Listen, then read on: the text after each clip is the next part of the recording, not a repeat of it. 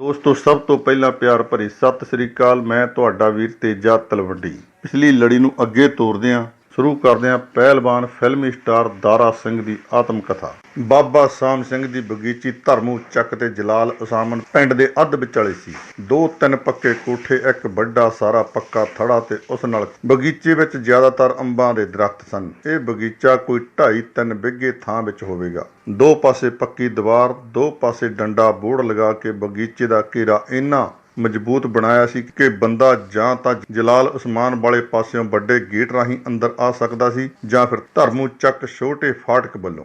ਜਿਸ ਪਾਸੇ ਡੰਡਾ ਬੋੜ ਨੇ ਆਦਮ ਕੱਦ ਨਾਲੋਂ ਉੱਚੀ ਦੀਵਾਰ ਕੀਤੀ ਸੀ, ਇਹ ਜਗ੍ਹਾ ਬਾਬੇ ਸ਼ਾਮ ਸਿੰਘ ਨੇ ਖੁਦ ਖਰੀਦੀ ਸੀ। ਦੁਨੀਆ ਦੀ ਪਹਿਲੀ ਜੰਗ ਵਿੱਚ ਬਾਬਾ ਜੀ ਫੌਜੀ ਦੀ ਹੈਸੀਅਤ ਨਾਲ ਲੜਦੇ ਰਹੇ ਸਨ। ਲੜਾਈ ਸਮੇਂ ਇਹਨਾਂ ਦੀ ਇੱਕ ਚੀਚੀ ਗੋਲੀ ਲੱਗਣ ਕਾਰਨ ਉੱਡ ਗਈ ਸੀ। ਇਸੇ ਕਾਰਨ ਅੰਗਰੇਜ਼ ਸਰਕਾਰ ਨੇ ਇਹਨਾਂ ਨੂੰ ਪੈਨਸ਼ਨ ਦੇ ਕੇ ਮਿਲਟਰੀ ਵਿੱਚੋਂ ਖਾਰਜ ਕਰ ਦਿੱਤਾ। ਬਾਬੇ ਨੂੰ ਲੜਾਈ ਦੇ ਘਮਸਾਨ ਯੁੱਧ ਨੂੰ ਵੇਖ ਕੇ ਗਿਆਨ ਹੋ ਗਿਆ। ਕਹਿਣ ਲੱਗੇ, ਇਹ ਦੁਨੀਆ ਫਾਨੀ ਹੈ। ਇਹਨਾਂ ਨੇ ਬਹੁਤ ਵਿਦਿਆ ਪੜ੍ਹੀ। ਸ੍ਰੀ ਗੁਰੂ ਗ੍ਰੰਥ ਸਾਹਿਬ, ਕੁਰਾਨ ਸ਼ਰੀਫ, ਗੀਤਾ ਦੇ ਗਿਆਨੀ ਸਨ। ਸੱਚ ਨੂੰ ਸਤਿਕਾਰਦੇ ਤੇ ਝੂਠ ਨੂੰ ਸਦਾ ਫਟਕਾਰਦੇ ਸਨ। ਜਦੋਂ ਵੀ ਕੋਈ ਅਨਰਥ ਹੋ ਜਾਂਦਾ ਸੀ, ਰੱਬ ਨੂੰ ਬਹੁਤ ਫਟਕਾਰਦੇ ਸਨ। ਜਿਹੜਾ ਵੀ ਉਹਨਾਂ ਨੂੰ ਮਿਲਣ ਜਾਵੇ, ਦੂਰੋਂ ਪੁਕਾਰੇ, ਬਾਬਾ ਜੀ ਨਮਸਕਾਰ।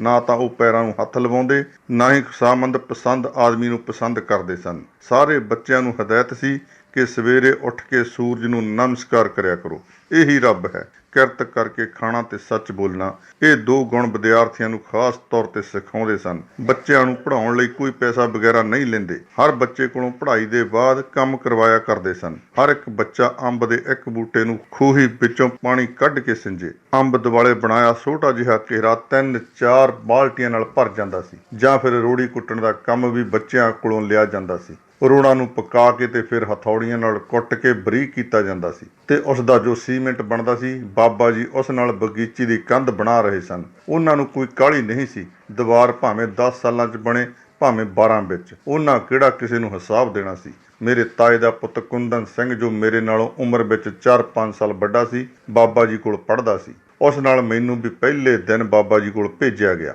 ਬਾਬਾ ਜੀ ਸਾਡੇ ਪਰਿਵਾਰ ਦੇ ਜਾਣੂ ਸਨ। ਮੇਰੇ ਨਾਨਕਿਆਂ ਵੱਲੋਂ ਇਹਨਾਂ ਦੀ ਕੋਈ ਦੂਰ ਦੀ ਰਿਸ਼ਤੇਦਾਰੀ ਵੀ ਸੀ। ਕੁੰਦਨ ਸਿੰਘ ਦੇ ਦੱਸਣ ਮੁਤਾਬਕ ਮੈਂ ਦੂਰੋਂ ਹੀ ਬਾਬਾ ਜੀ ਨੂੰ ਨਮਸਕਾਰ ਦਾ ਅਲਾਪ ਲਗਾ ਦਿੱਤਾ। ਬਾਬਾ ਜੀ ਅੰਦਰੋਂ ਬਾਹਰ ਨਿਕਲ ਕੇ ਸਾਡੇ ਕੋਲ ਆਏ। ਬਾਬਾ ਜੀ ਨੇ ਪੁੱਛਿਆ, ਕੁੰਦਨ ਸਿੰਘ, ਇਹ ਨੰਤੀ ਦਾ ਮੁੰਡਾ ਏ? ਕੁੰਦਨ ਨੇ ਹਾਂ ਵਿੱਚ ਜਵਾਬ ਦਿੱਤਾ। ਬਾਬਾ ਜੀ ਨੇ ਕਿਹਾ, ਕੱਲ ਜਦੋਂ ਮੈਂ ਪ੍ਰਸਾਦੇ ਲੈਣ ਗਿਆ ਤਾਂ ਨੰਤੀ ਨੇ ਕਿਹਾ, ਮੁੰਡੇ ਨੂੰ ਪੜ੍ਹਨ ਦਾ ਬੜਾ ਸ਼ੌਕ ਏ, ਬੂੜ ਸਿੰਘ ਇਸ ਨੂੰ ਸਕੂਲ ਨਹੀਂ ਜਾਣ ਦਿੰਦਾ। ਮੈਂ ਕਿਹਾ, ਕੋਈ ਗੱਲ ਨਹੀਂ, ਜਿਨ੍ਹਾਂ ਨੇ ਪੜ੍ਹਨਾ ਹੈ ਬਿਨਾਂ ਸਕੂਲ ਤੋਂ ਵੀ ਪੜ੍ਹ ਲੈਣਾ ਹੈ। ਜਿਨ੍ਹਾਂ ਨੇ ਨਹੀਂ ਪੜ੍ਹਨਾ, ਉਹਨਾਂ ਨੇ ਸਕੂਲ ਜਾ ਕੇ ਵੀ ਨਹੀਂ ਪੜ੍ਹਨਾ। ਓਏ ਜੋਗਿੰਦਰ ਸਿਆਂ, ਇੱਧਰ ਆ। ਕੁਝ ਮੁੰਡੇ ਦੂਰ ਭੋਏ ਤੇ ਕੇਰੀ ਵਿਛਾ ਕੇ ਉਂਗਲਾਂ ਨਾਲ ਕੁਝ ਲਿਖ ਰਹੇ ਸਨ। ਉਹਨਾਂ ਵਿੱਚੋਂ ਜੋਗਿੰਦਰ ਡਰਦਾ ਡਰਦਾ ਸਾਡੇ ਕੋਲ ਆਇਆ। ਬਾਬਾ ਜੀ ਕਹਿਣ ਲੱਗੇ, ਵੇਖੋ, ਇਹ ਭਾਗੋ ਦਾ ਮੁੰਡਾ ਇੰਨਾ ਬੁੱਧੂ ਹੈ ਕਿ 2 ਮਹੀਨੇ ਹੋ ਗਏ ਇਸ ਨੂੰ 35 ਲਿਖਣੀ ਨਹੀਂ ਆਈ। ਜੋਗਿੰਦਰ ਝੱਟ ਬੋਲ ਪਿਆ, ਮੈਨੂੰ ਇੱਕ ਈੜੀ ਨਹੀਂ ਆਉਂਦੀ, ਬਾਕੀ ਸਭ ਕੁਝ ਆਉਂਦਾ ਜੀ। ਬਾਬਾ ਜੀ ਨੂੰ ਗੁੱਸਾ ਚੜ੍ਹ ਗਿਆ, ਪਰ ਫਿਰ ਵੀ ਬੜੇ ਪਿਆਰ ਨਾਲ ਬੋਲੇ, ਕੀ ਤੂੰ ਸੱਚ ਬੋਲ ਰਿਹਾ? ਜੋਗਿੰਦਰ ਨੇ ਫਿਰ ਦੁਹਰਾਇਆ, ਜੀ ਹਾਂ, ਮੈਨੂੰ ਸਿਰਫ ਈੜੀ ਨਹੀਂ ਆਉਂਦੀ, ਬਾਕੀ ਸਭ ਕੁਝ ਆਉਂਦਾ ਹੈ। ਬਾਬਾ ਜੀ ਕੋਲ ਇੱਕ ਬਾਲ ਉਪਦੇਸ਼ ਸੀ। ਖੋਲ ਕੇ ਕਹਿਣ ਲੱਗੇ, ਲੈ ਭਾਈ ਜੋਗਿੰਦਰ ਸਿਆਂ, ਈੜੀ ਛੱਡ ਕੇ ਬਾਕੀ ਪੜ੍ਹੀ ਜਾ। ਕਾਇਦਾ ਜੋਗਿੰਦਰ ਦੇ ਅੱਗੇ ਕਰ ਦਿੱਤਾ। ਉਹ ਵਿਚਾਰਾ ਹੱਕਾ ਬੱਕਾ ਕਦੇ ਬਾਬੇ ਵੱਲ ਵੇਖੇ, ਕਦੇ ਸਾਡੇ ਵੱਲ। ਉਸ ਦੀ ਹਾਲਾਤ ਤਰਸਯੋਗ ਸੀ। ਇਹ ਦ੍ਰਿਸ਼ ਦੇਖ ਕੇ ਮੈਨੂੰ ਬਾਬੇ ਕੋਲੋਂ ਡਰ ਆਉਣ ਲੱਗ ਪਿਆ। ਪਰ ਬਾਬਾ ਜੀ ਨੇ ਜੋਗਿੰਦਰ ਨੂੰ ਮਾਰਿਆ ਬਿਲਕੁਲ ਨਾ। ਉਹ ਵਿਚਾਰਾ ਉਂਝ ਹੀ ਅੱਧ ਮੋਇਆ ਜਿਹਾ ਹੋ ਗਿਆ। ਬਾਬਾ ਜੀ ਨੇ ਸੱਚ ਬੋਲਣ ਲਈ ਇੱਕ ਲੰਮਾ ਚੌੜਾ ਭਾਸ਼ਣ ਦਿੱਤਾ। ਕਹਿਣ ਲੱਗੇ, ਕਾਕਾ, ਤੇਰੀ ਪੜ੍ਹਾਈ ਸ਼ੁਰੂ ਕਰਵਾਵਾਂ। ਅੱਜ ਤੈਨੂੰ ਰੋਡ ਵੀ ਕੁੱਟਣੇ ਪੈਣੇ ਨੇ। ਜਿੱਥੇ ਦੂਸਰੇ 7-8 ਮੁੰਡੇ ਬੈਠੇ ਸਨ, ਉੱਥੇ ਅਸੀਂ ਵੀ ਗਏ ਤੇ ਬਾਬਾ ਜੀ ਨੇ ਬੈਠ ਕੇ ਕੇਰੀ ਦੀ ਇੱਕ ਮੁੱਠ ਜ਼ਮੀਨ ਤੇ ਵਸਾਈ ਤੇ ਪਹਿਲੇ 5 ਅੱਖਰ ਹੱਥ ਨਾਲ ਲਿਖ ਦਿੱਤੇ, ਊੜਾ ਆੜਾ ਈੜੀ ਸੱਸਾ ਹਾਹਾ। ਕਹਿਣ ਲੱਗੇ, ਜਿਸ ਤਰ੍ਹਾਂ ਅੱਖਰ ਉਂਗਲੀ ਨਾਲ ਲਿਖੀ ਜਾ ਤੇ ਮਟਾਈ ਜਾ, ਇਸ ਤੋਂ ਅੱਗੇ ਕੱਲ ਦੱਸਾਂਗੇ। ਬਾਬੇ ਹੋਰੀ ਤਾਂ ਚਲੇ ਗਏ, ਪਰ ਫੱਟੀ ਤੇ ਕਾਨੇ ਦੀ ਕਲਮ ਨਾਲ ਉਰਦੂ ਲਿਖਣ ਵਾਲਾ ਜ਼ਮੀਨ ਤੇ ਲਿਖਣ ਦੀ ਕਾਰਾਗਰੀ ਮੇਰੇ ਬਸ ਵਿੱਚ ਨਹੀਂ ਸੀ ਆ ਰਹੀ। ਮੈਂ ਕੁੰਦਨ ਸਿੰਘ ਕੋਲੋਂ ਮਦਦ ਚਾਹੀ ਤਾਂ ਉਸਨੇ ਚੋਰੀ ਚੋਰੀ ਮੇਰੇ ਇੱਕ ਹੱਥ ਦੀ ਮੁੱਠ ਮੀਚ ਕੇ ਇੱਕ ਉਂਗਲ ਖੋਲ ਕੇ ਜਦ ਜ਼ਮੀਨ ਤੇ ਮੇਰੀ ਉਂਗਲ ਘਸਾਈ ਤਾਂ ਕੰਮ ਰਾਸੇ ਪੈ ਤੁਰਿਆ। ਬਾਬਾ ਜੀ ਦਾ ਹੁਕਮ ਸੀ ਕਿ ਕੋਈ ਮੁੰਡਾ ਇੱਕ ਦੂਸਰੇ ਨੂੰ ਨਾ ਦੱਸੇ। ਜਦੋਂ ਕਿਸੇ ਨੂੰ ਲੋੜ ਪਵੇ ਤਾਂ ਉਹ ਬਾਬਾ ਜੀ ਨੂੰ ਕਹਿ ਕੇ ਪੁਕਾਰੇ। ਬਾਬਾ ਜੀ ਖੁਦ ਆ ਕੇ ਉਸ ਦਾ ਮਸਲਾ ਹੱਲ ਕਰਨਗੇ। ਪਰ ਬਾਬਾ ਜੀ ਨੂੰ ਪੁਕਾਰਨ ਦੀ ਹਿੰਮਤ ਕਿਸੇ ਵਿੱਚ ਘੱਟ ਹੀ ਹੁੰਦੀ ਸੀ। ਉਹ ਖੁਦ ਹੀ 1-2 ਵਾਰ ਆਪਣੇ ਵਿਦਿਆਰਥੀਆਂ ਵੱਲ ਚੱਕਰ ਮਾਰ ਕੇ ਉਹਨਾਂ ਦੀ ਪੜ੍ਹਾਈ ਦਾ ਜਾਇਜ਼ਾ ਲੈ ਲਿਆ ਕਰਦੇ ਸਨ।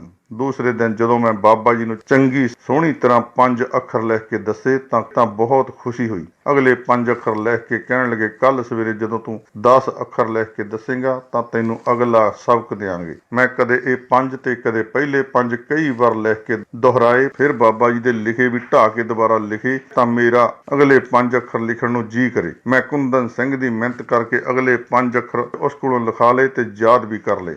ਤੀਸਰੇ ਦਿਨ ਬਾਬਾ ਜੀ ਨੂੰ 15 ਅੱਖਰ ਲਿਖ ਕੇ ਦੱਸੇ ਤਾਂ ਉਹ ਖੁਸ਼ੀ ਹੋਣ ਦੀ ਬਜਾਏ ਨਾਰਾਜ਼ ਹੋ ਗਏ। ਕਹਿਣ ਲੱਗੇ, ਪੜ੍ਹਾਈ ਉਹੀ ਚੰਗੀ ਹੁੰਦੀ ਹੈ ਜਿਸ ਨੂੰ ਪੱਕਿਆਂ ਕੀਤਾ ਜਾਵੇ। ਤੈਨੂੰ ਇਹ 5 ਅੱਖਰ ਕਿਸ ਨੇ ਦੱਸੇ ਹਨ? ਜੇ ਮੈਂ ਕਹਿੰਦਾ ਕੁੰਦਨ ਸਿੰਘ ਕੋਲੋਂ ਸਿੱਖੇ ਹਨ ਤਾਂ ਉਸ ਦੀ ਸਾਮਤ ਆ ਜਾਣੀ ਸੀ। ਮੈਂ ਕਿਹਾ, ਬਾਬਾ ਜੀ ਇਹ ਮੈਂ ਆਪਣੀ ਮਾਂ ਕੋਲੋਂ ਸਿੱਖੇ ਹਨ, ਕਿਉਂਕਿ ਮਾਂ ਨੂੰ ਘਰ ਵਿੱਚੋਂ ਥੋੜੀ ਬਹੁਤ ਅੱਖਰ ਪਛਾਣ ਸੀ।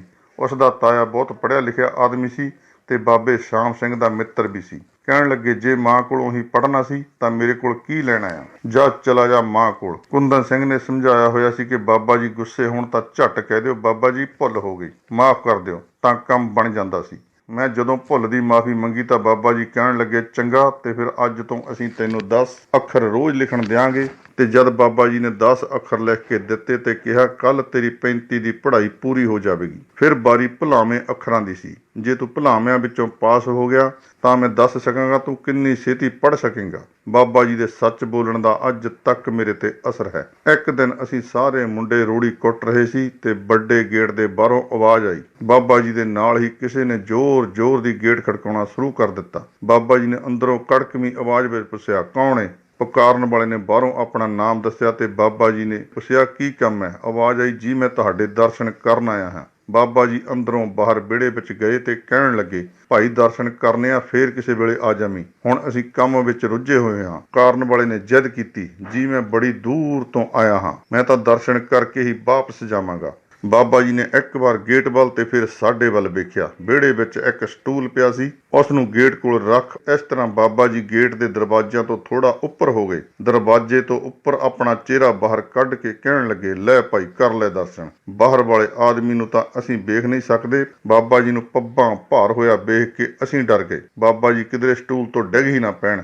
ਇਸੇ ਹਾਲਾਤ ਵਿੱਚ ਬਾਬਾ ਜੀ ਦੀ ਬਾਹਰੀ ਗੱਲਬਾਤ ਜਾਰੀ ਸੀ। ਬਾਹਰ ਵਾਲੇ ਆਦਮੀ ਨੇ ਕਿਹਾ, ਬਾਬਾ ਜੀ ਦਰਸ਼ਨ ਤਾਂ ਮੈਂ ਕਰ ਲਏ, ਪਰ ਤੁਹਾਡਾ ਬਾਗ ਵੇਖਣਾ ਚਾਹੁੰਦਾ ਹਾਂ। ਬਾਬਾ ਜੀ ਨੇ ਬਹੁਤ ਕਿਹਾ, ਫੇਰ ਕਿਸੇ ਵੇਲੇ ਆ ਜਾਵੀਂ, ਇਸ ਵੇਲੇ ਅਸੀਂ ਵਿਹਲੇ ਨਹੀਂ। ਪਰ ਉਹ ਬੜਾ ਜਿੱਦੀ ਨਿਕਲਿਆ, ਆਖੇ 1 ਮਿੰਟ ਹੀ ਬਾਗ ਦਿਖਾ ਦਿਓ। ਬਾਬਾ ਜੀ ਗੁੱਸੇ ਨਾਲ ਸਟੂਲ ਤੋਂ ਉਤਰੇ ਤੇ ਸਾਨੂੰ ਹੁਕਮ ਕੀਤਾ, ਮੁੰਡਿਓ ਖੋਲ ਦਿਓ ਗੇਟ।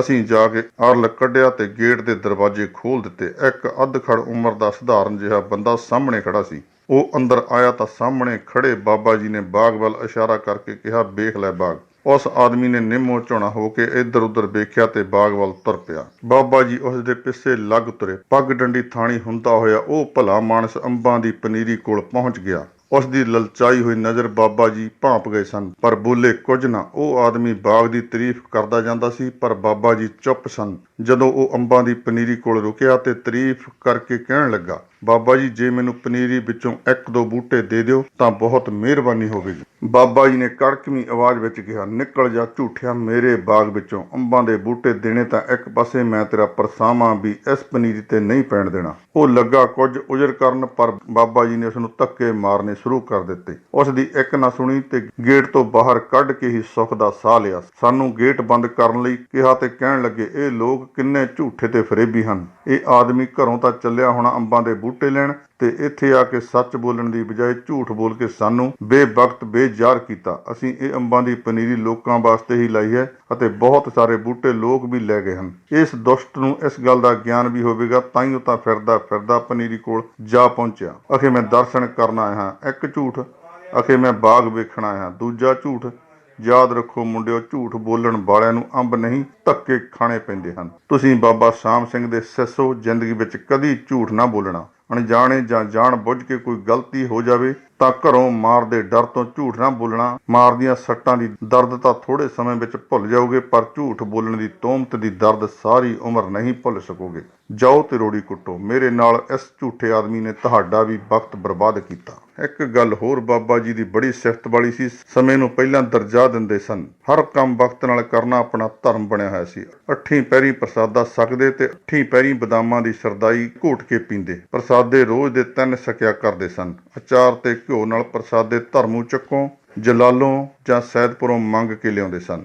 ਪ੍ਰਸਾਦਾ ਮੰਗਣ ਦਾ ਉਹਨਾਂ ਦਾ ਢੰਗ ਨਿਰਾਲਾ ਹੀ ਸੀ। ਘਰ ਦੇ ਬਾਹਰਲੇ ਦਰਵਾਜ਼ੇ ਅੱਗੇ ਜਾ ਕੇ ਪੁਕਾਰਦੇ ਸਨ, ਅਲਖ ਨਿਰੰਜਨ, ਤੇ ਘਰ ਦੇ ਅੰਦਰੋਂ ਸਵਾਣੀ ਦੇ ਆਉਣ ਦੀ ਇੰਤਜ਼ਾਰ ਤੱਕ ਕਰਦੇ ਸਨ। ਜੇ ਆਵਾਜ਼ ਆ ਜਾਵੇ ਬਾਬਾ ਜੀ ਆਈ, ਅਲਖ ਨਿਰੰਜਨ ਦੇ ਜਵਾਬ ਵਿੱਚ ਘਰਦਿਆਂ ਦਾ ਜਵਾਬ ਨਹੀਂ ਆਇਆ ਤਾਂ ਬਾਬਾ ਜੀ ਦੂਸਰੇ ਦੁਆਰੇ ਪਹੁੰਚ ਜਾਂਦੇ ਸਨ। ਕਈ ਵਾਰ ਤਾਂ ਵਿਚਾਰੀਆਂ ਜਨਾਨੀਆਂ ਨੂੰ ਪਿੱਛੇ ਦੌੜ ਕੇ ਬਾਬਾ ਜੀ ਨੂੰ ਰੋਕਣਾ ਪੈਂਦਾ ਸੀ। ਇੱਕ ਘਰ ਦੀ ਮਹੀਨੇ ਬਾਅਦ ਤਾਂ ਰੋਟੀ ਦੀ ਵਾਰੀ ਆਉਂਦੀ ਸੀ। ਹੁਣ ਬਾਬਾ ਜੀ ਪਰਲੋਕ ਸਿਧਾਰ ਗਏ, ਉਹਨਾਂ ਦੀਆਂ ਯਾਦਾਂ ਹਾਲੀ ਤੱਕ ਤਾਜ਼ੀਆਂ ਹਨ। ਦੋਸਤੋ, ਮਿਲਦੇ ਹਾਂ ਅਗਲੀ ਵੀਡੀਓ ਦੇ ਨਾਲ। ਸਾਡੀ ਪੋਸਟ ਨੂੰ ਲਾਈਕ, ਕਮੈਂਟ, ਸ਼ੇਅਰ ਜ਼ਰੂਰ ਕਰਨਾ।